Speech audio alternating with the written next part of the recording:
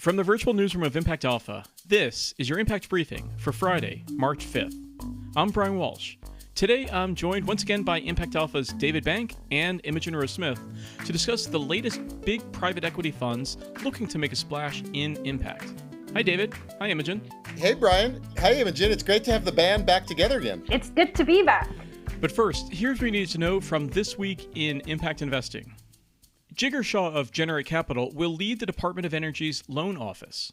Podcast listeners know that Shah had a big vision for Generate, which raised $1 billion to finance things like energy-efficient HVAC systems, biogas digesters, and microgrids. The DOE's loans office has $40 billion to lend to accelerate the low-carbon transition. Jigar was recently a guest on our Agents of Impact podcast. I mean, we definitely need 25 million new people to get to work, to be able to decarbonize at the scale that we need to decarbonize, right? That's a lot of jobs. Other podcast guests were in the news as well. Brent Castle and Rachel Robascotti were on the Reconstruction podcast to talk about their Due Diligence 2.0 initiative to challenge racial bias in asset allocation.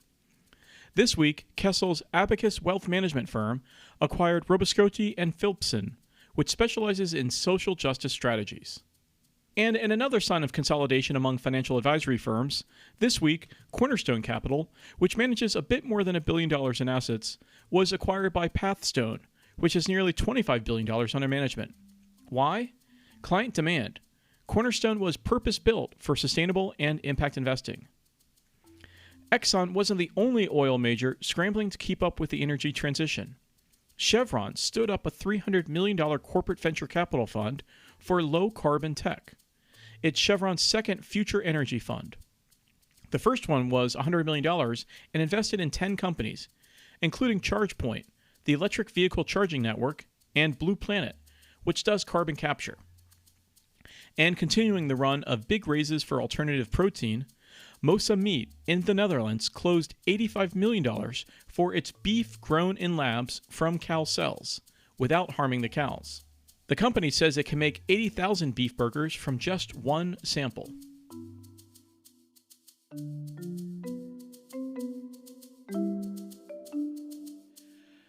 And now it's time for our future conversation. Once again, it's great to have our old returns on investment band back together. Impact Alpha's David Bank and Imogen Smith on the docket today. Impact Private Equity. Now, David, this week you reported on the new $1 billion global impact fund being raised by private equity big giant Apollo Global, which, by the way, has about $455 billion in assets. What's going on here? Well, Brian, it's the sort of latest, Apollo's the latest in the string of big private equity firms that have kind of stood up these sort of $1 billion or so funds within the larger firm. So TPG Rise, folks know about. KKR has one. Bain Capital just raised its second one, and Blackstone is in the game as well. And this was really just a catch-up, really, with Lisa Hall, who's the chair of Apollo's Global Impact platform, and sort of an update on where they've got to. They haven't closed the fund yet, and I don't think they've even officially announced that it's raising $1 billion, but that's kind of an open secret. And Lisa, who's an old-time veteran impact investing practitioner, has recruited about another dozen folks, also longtime impact practitioners, to come in as an advisory committee, which, you might think is kind of a slow news day kind of story to appoint a committee. But it was interesting to us in so far as these folks are putting their name, for starters, to Apollo, and they're also putting their time and energy, and they're also now kind of getting access, as you said, to this $455 billion platform. And I thought it was interesting to see whether they'll be able to sort of work their wiles inside the machine, as it were. We used to have a concept, we sort of retired it because it doesn't really work in the current context. We sort of talked about agents of impact infecting the host, and that the logic. Why wouldn't that work, David, in the current environment? Well, let's just say we have to think of a new metaphor. But the idea was that the logic and the practices and the approaches of impact investing would kind of work their way into the broader portfolios and into the broader practices of these firms as people see the advantages and presumably ultimately the performance. So So that's what we're kind of watching for, whether the practices of impact investing infect places like Apollo, or as it were, the other way around. Now, Imogen, I can see that you are a skeptic of this take of the infecting the host. What's your take on the rise of private equity funds, mainstream, big name private equity funds launching impact themed funds? I mean, I do think there is a lot to be said for the mainstreaming of impact investment. I think it's come a long way. And I think, some of what these funds are doing is interesting.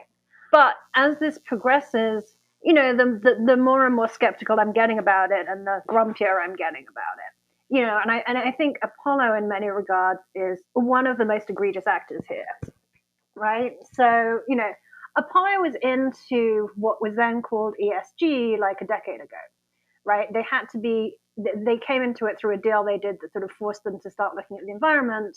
And they had attorneys, and they were sort of playing around with the edges. If they really wanted to get into this space, they could have done it, and they could be in it in a big way, and they're not, right? So, and for them to say, to say that they're raising $1 billion, not be coy about saying they're raising $1 billion and not even have really raised it yet, and to be doing all of this when they have 460 billion in assets, they could raise $1 billion in a second if they really wanted to, and to be doing all of this against the backdrop of Leon Black stepping back, all the stuff to do with Epstein, and more importantly, the reason he had hired Epstein, which was to stop him from paying more in taxes. That's what we should be concerned about. And I think the current cynicism of Apollo rolling out its impact business during this time when there are some, real question marks against the firm is pretty egregious and appalling. And, I think it's true that they've put together a really prestigious and impressive group of people who are, supposedly going to help Apollo with their impact investing. But, I looked at the front page of the Wall Street Journal today, and there was an article on Apollo buying a casino business, and an article on Apollo buying a big box retail business that's already gone bankrupt once, right? This does not look like impact investing to me.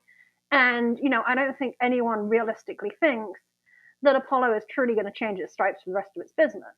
So I think, we've gone from the moment of, woohoo, look at mainstream getting into impact, to, is this just a sort of a co-option of impact? And does it, is this sort of an effort to maintain the status quo in finance and, have the white men at the top of the tree take all of the money and not pay much in taxes, and not really pursue the agenda that impact was meant to be pursuing, which in part must have something to do with democratizing finance if we're going to democratize society in general and achieve the goals that impact investing is there to achieve.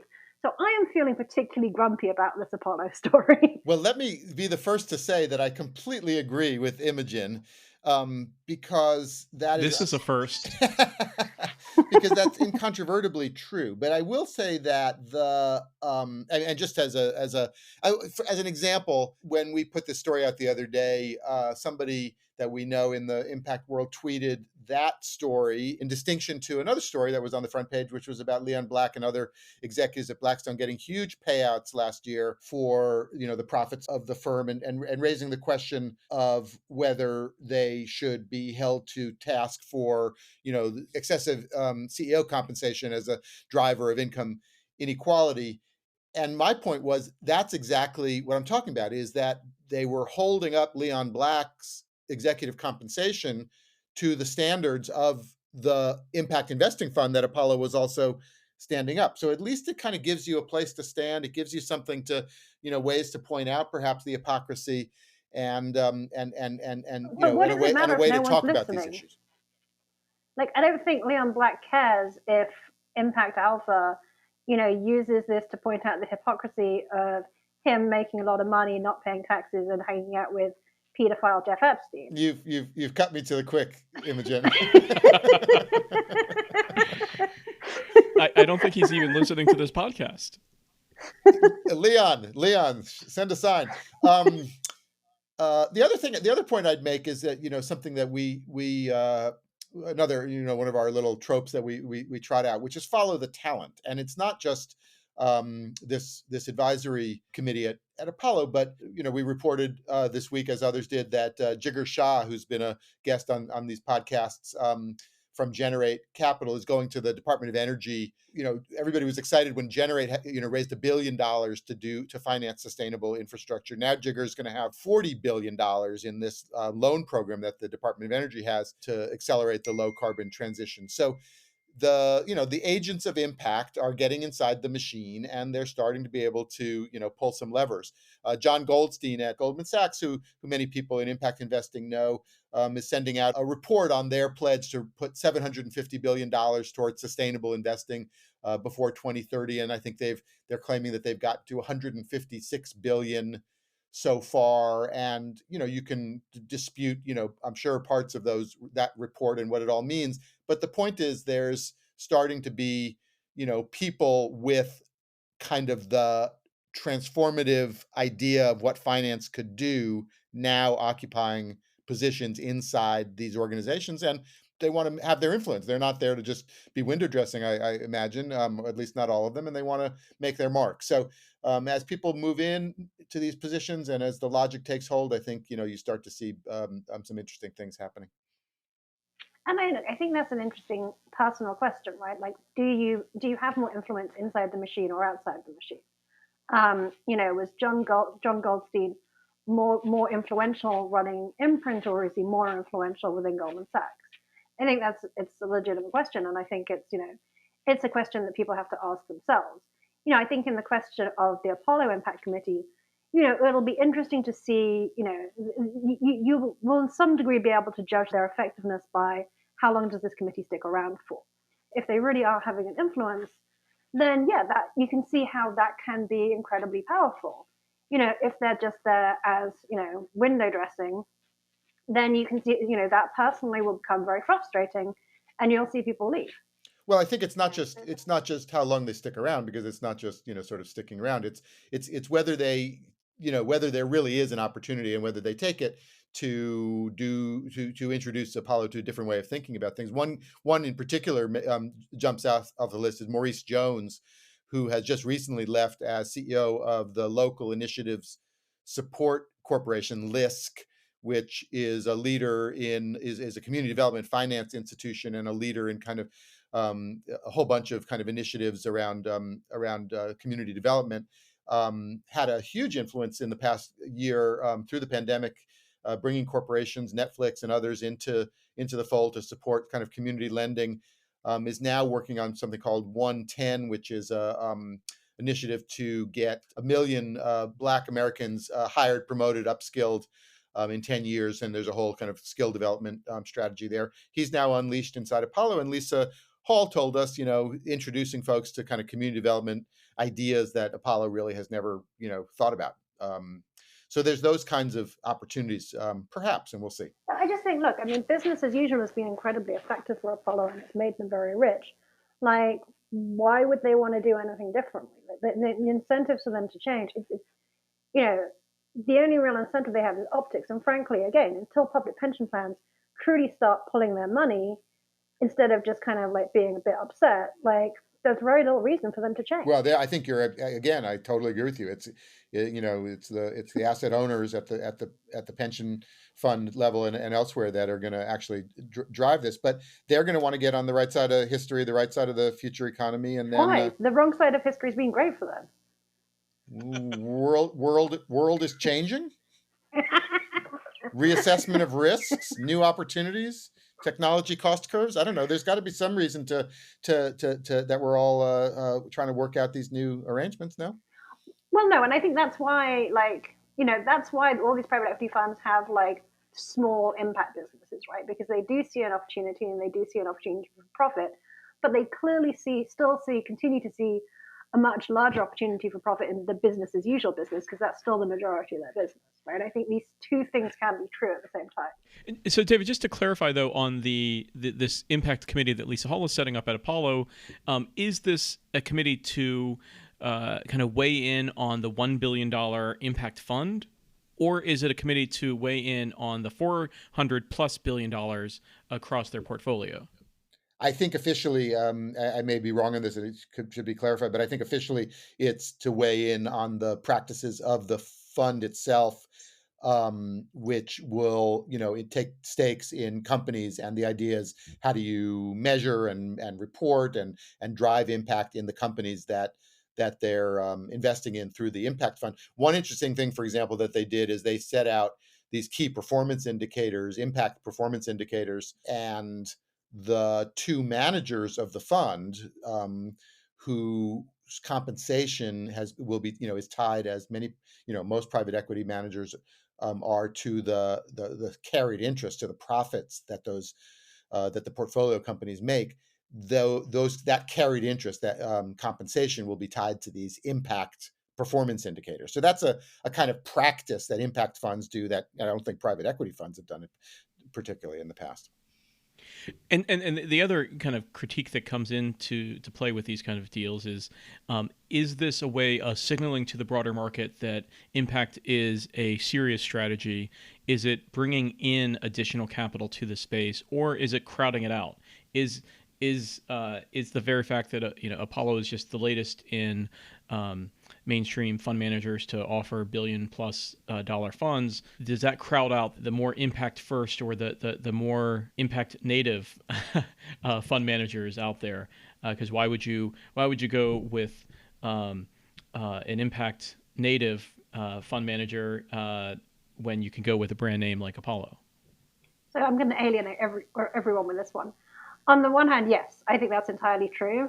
I think that what a lot of investors will do is be like, well, I invested in the Apollo Impact Fund, or I invested in TPG Rise, so that's my impact investment done. Someone like one of those liberal arts universities that has a impact allocation in their portfolio, you could very easily see them being like, okay, I've got these two big private equity impact funds, I'm done, right? I mean, on the other hand, so yeah, basically I agree that that's the case.